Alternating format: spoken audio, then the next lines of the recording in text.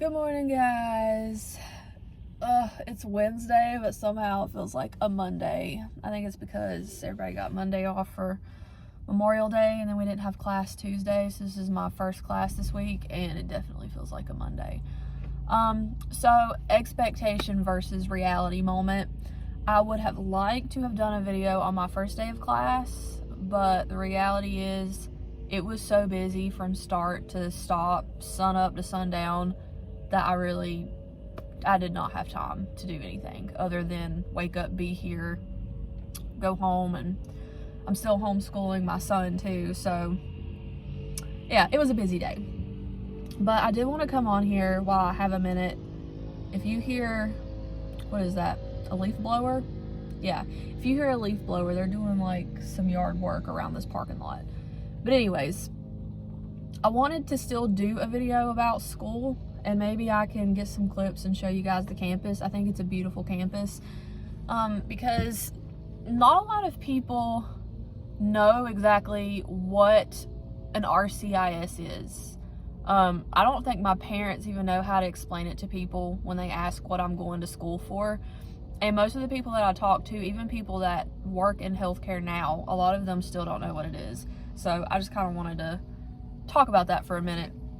So cardiovascular technologists, they can fall under one of two tracks. You can either go non-invasive, where you would be doing like cardiac sonography, ultrasound, that kind of thing, echo, or you can go invasive, which is the program that I'm doing, where when you graduate, you are specializing in invasive procedures in the cath lab, like cardiac catheterizations. So that's like the biggest difference. They're both cardiovascular technologists, but one's non-invasive, one's invasive. They specialize in different things. So we have some classes right now where both of the invasive and non-invasive, like the classes are combined in together. But then there are classes where we kind of separate. They go more sonography classes, we go more invasive procedures. So that's what it is. And I came into this program knowing that I wanted to do pediatrics. I would really like to work, see, wait. I'm so childish. I lost my train of thought. What was I saying? Oh yeah. I went into this program knowing I wanted to do pediatrics and work with kids with congenital heart defects. So what you do as an RCIS in the cath lab is you can do one of three things. You usually do all of them within a day, but you kind of like rotate. So you are scrubbing in with the doctor and hands-on assisting with these procedures. You're like the doctor's right-hand man. You are either doing that or you're monitoring all the patient hemodynamics while they're in the procedure. And according to hospital policy, you can also circulate and push meds. So that's kind of what you do as an RCIS. And I really like that it's super specialized, because this is like the field and the area that I'm interested in. I feel like as a nurse, you are addressing patients as a whole. So you can still specialize as a nurse, but when you go through nursing school, like you're learning the entire body. You have to learn everything. Versus this program, it's a 2-year program. You finish with an associate's in applied science, but this program is very specific to the heart. So we have a whole anatomy class, anatomy and physiology, just on the cardiovascular system. When we take our pharmacology class, it is going to be solely on invasive medications. So, or medications used during the invasive procedures. It's invasive pharmacology. So I really, really love how specialized that is.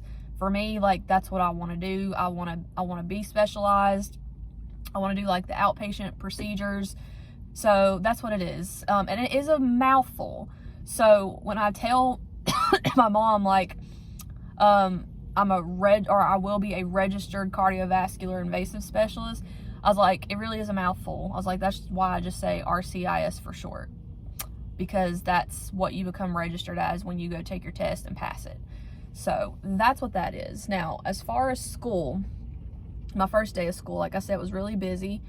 everything has been super fast paced so far, especially considering that I am working day shift 1 day a week. I'm in class Monday through Thursday. I'm working in the cath lab as an assistant on Fridays, day shift. And then Saturdays, I'm working night shift, 7 p.m. to 7 a.m. Sunday morning as a CNA. So, yeah, super tired all the time, trying to still get into the swing of things. And my son, his dad and I share custody. So every other week, I'm also homeschooling him for the 5 days a week while juggling everything else. It's kind of crazy, but I'm still really grateful to be where I'm at. I had an instructor tell me one time if it was easy, everybody would do it. So I'm just trying to remember that everything that's happening right now, they're temporary growing pains, and I'll get through it. I have my book of reasons that I just printed off last night. I said that when things got hard and I was struggling or feeling a little discouraged, I was going to refer back to my book of reasons. And a huge part of my book of reasons are stories that Levine have posted of patients that have come through, like little kids with the heart defects. And so being able to put a story and a name to what I'm working for is really helpful to me.